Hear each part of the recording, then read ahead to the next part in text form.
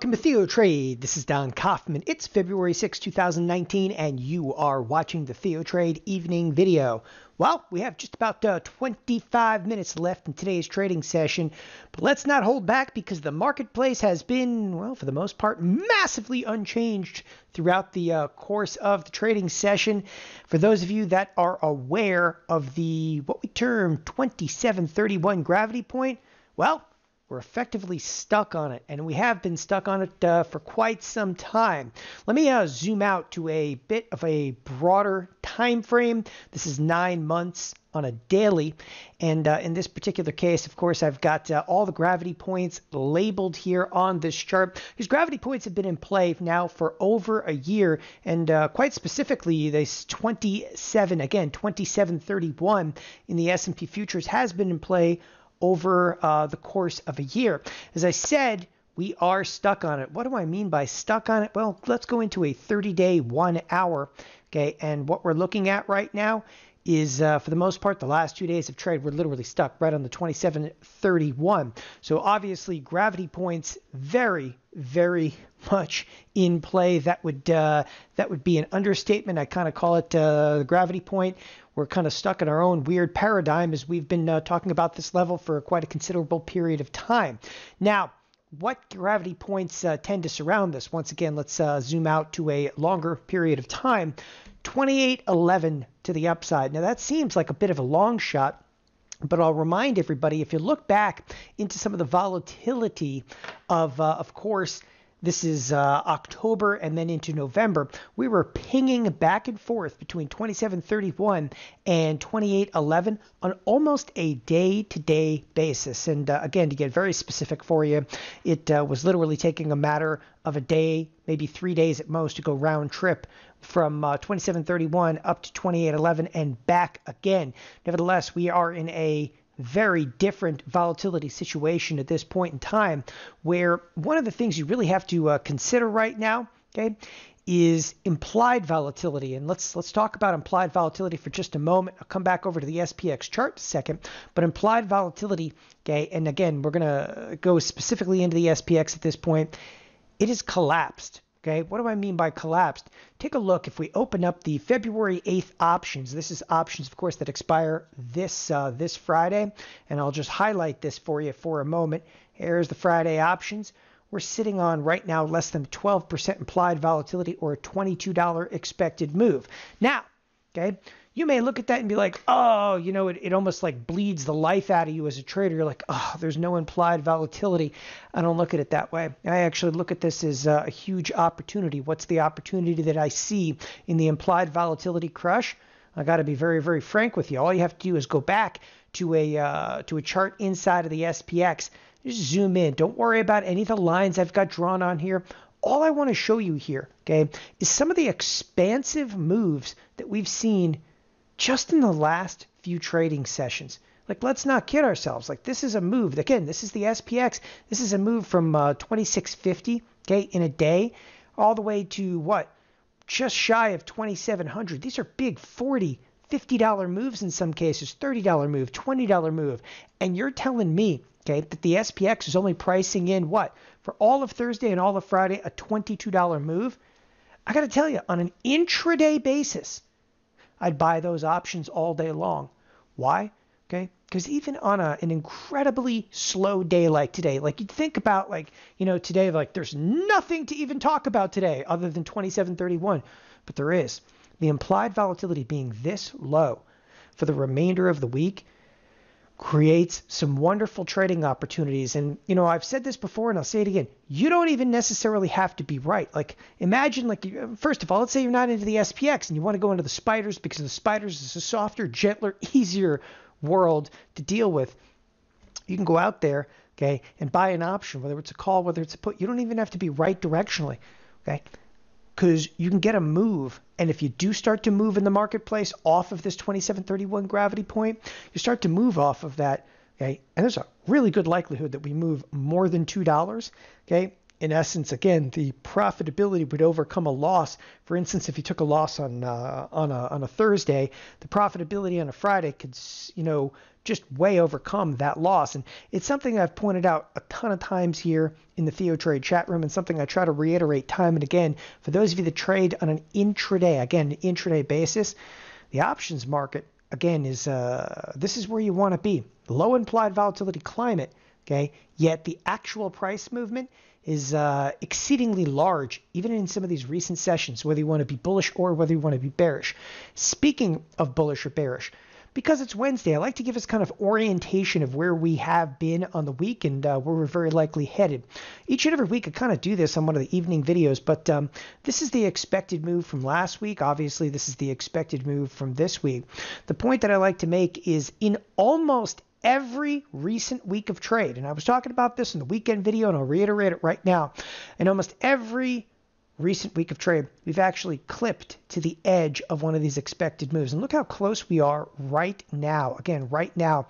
And if, of course, if we zoom into this, the upper edge of the expected move inside of the SPX is right around 27.46. What are we looking at? About a $15 move to the upside. Obviously, I just kind of explained to you the expected move. So this is well within the means of what is expected between now and, of course, Friday. So can we actually anticipate a move to the upside? Yes, absolutely. Now, expected move doesn't necessarily have any directional bias associated with it, but I would say that if we moved right up to this 27.46, could be a stopping point and actually a possibility of a reversal at that point in time. Again, as we kind of cruise along here, let's just briefly look at the VIX. Okay, today, something interesting. Well, the S&Ps did absolutely nothing, but the VIX, okay, it's kind of done backing off in the last couple of trading sessions here. The VIX is, for the most part, kind of petered out and flattened out, specifically just a hair below the 16 level. Now, there is one mover in terms of volatility today, and I just want to give you a quick heads up on this, the VVIX. Why? Okay, that's a great question. The volatility of the volatility index took a jump to the upside. You'll remember back to this weekend's video and even Monday, I've been talking about buying these trades in the VIX. This is exactly why. Not necessarily because I think that the market's going to tank and the VIX is going to explode, but the volatility in the VIX has been inordinately low. So we've actually been loading up on volatility inside of the VIX. With the VIX flat, okay, what gives? There are definitely buyers of volatility out there.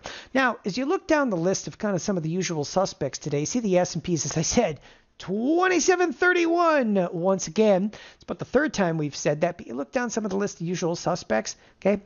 And we'll take a look at the financials. The financials are just below a critical point of 26.50. Now, the financials in the last couple of trading sessions, again, I'll be very frank with you, they make me a little nervous at this point in time because the financials, they literally have not moved, okay? And when I say they haven't moved, and I'm trying to zoom in very, very tightly here, swing and a miss, okay? But just to give you the financials, this is all going all the way back to January 18th to right now. They have not moved. They haven't moved a single penny since roughly January 18th to where they effectively are right now. Now, what makes me nervous about that? What makes me nervous, okay, is the bond trade. The bonds through all of us. Yes, the bonds peaked, the bonds backed off, but the bonds, they haven't made a move at this point in time, okay? Really for what? For almost the last 2 months. All right, we've been sitting, hugging the 146 level. And what makes me nervous at this point in time, if the bonds were to turn around and sell off, could it fuel, okay, the financials back to the upside? Now, that's a trade that is highly convoluted at this point because what we've actually seen a lot of today, okay, there was a portion of today's trading session, right, where the bonds were selling off. And if the bonds are selling off, doesn't that typically fuel, okay, the XLF to bid back up?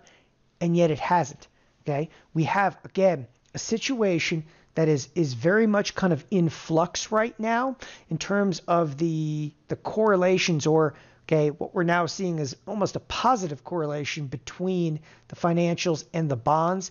Again, a very convoluted situation. It's fluid. We'll let you know more when we know more regarding the bonds versus the financials. Nevertheless, it's something we're keeping an eye on. In terms of the other usual suspects, okay, there's some activity inside of Google. Now, for those of you that may know this, okay, we actually took positions in Google in and around the earnings. Okay, nothing happened during the earnings announcement. And now, okay, seemingly out of nowhere, Google is off by about 2.5%. Amazon is taking a little bit of heat, down $20, but it's being offset at this point in time. Again, net, the monsters of tech are actually off by the tune of 1%. If you have no idea what a monster of tech happens to be, this is kind of a conglomerate symbol that we built. Okay, and again, what is it? It's Facebook plus Apple plus Microsoft plus Google plus Amazon. Okay, what better way to track some of the biggest market caps than actually to create your own ratioed index? And that's exactly what we did. But even though the monsters are off by 1%, as you're seeing, it's not having a broader impact on the Nasdaq. There's also some curious trade around a couple of kind of key earnings announcements, including, in this example, Disney, which in the overnight session not only beat, but they had really solid numbers. They guided higher, and the stock is effectively lower. Okay, you know, if you didn't know better, you'd be looking at this marketplace probably screaming like, okay, it's ready to pull back, it's ready to sell off. But at the exact same time, we fall to a pause. And the last reminder I'll give you here, kind of this evening's video, I went back and I examined all of the gravity points, okay, through literally a year of data. Okay, we examined them on an intraday basis. And we found when we hit one of these gravity points, you're literally a coin flip away from hitting higher or lower. The gravity point itself did not per se have a directional bias associated with it. Therefore, the best we've got in terms of directional bias for the remainder of this trading week, okay, is that in the SPX that we do actually go after and migrate up to the 27, again, it's right around 27.46. In hitting that, we would actually reverse and possibly head back down. I want to thank everybody for joining us here at TheoTrade. Have a wonderful evening. Enjoy our level here of, 27.31. Bye-bye.